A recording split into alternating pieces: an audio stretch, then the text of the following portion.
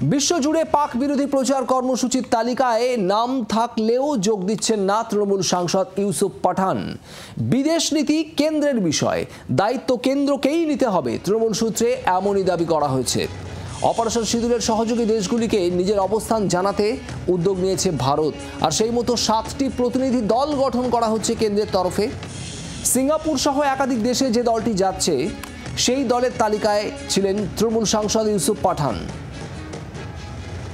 শুভেন্দু অধিকারী বিরোধী দলনেতা কি বলেছেন এই নিয়ে শোনাবো আপনাদের।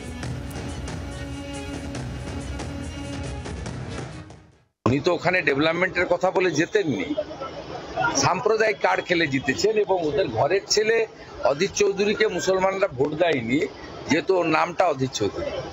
আমি ওখানে তৃণমূলের ভোট করেছি 2019 সালে। একটাতে আবু তাহের, একটা খলিলুর রহমান জিতেছিল। প্রথমবার তৃণমূল ওখানে খাতা খুলেছিল। তৃণমূল কংগ্রেসের মুসলিম নেতারা বলেছিল আপনি যদি কোনো মুসলিম ক্যান্ডিডেট দিতেন জিতত। অতএব মাইন্ডসেটটা, আমরা সাম্প্রদায়িকতা করি না, আমরা রাষ্ট্রবাদ করি। এটা উল্টো দিক থেকে হয়।